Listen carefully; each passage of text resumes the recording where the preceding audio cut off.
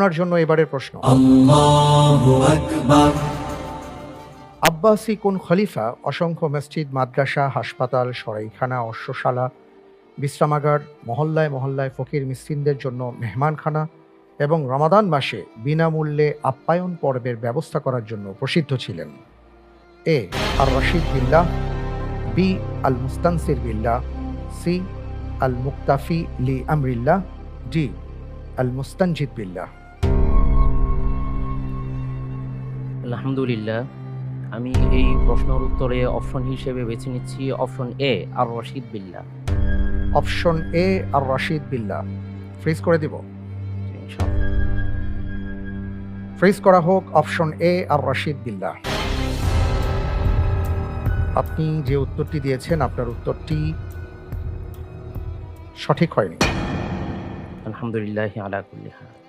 সঠিক উত্তর হচ্ছে অপশন বি আল মুস্তানসির বিল্লাহ। তিনি প্রায় ৬৩ বছর পৃথিবীতে ছিলেন, জীবিত ছিলেন। ৩৭ জন খলিফার মধ্যে তিনি ছিলেন ৩৬তম খলিফা।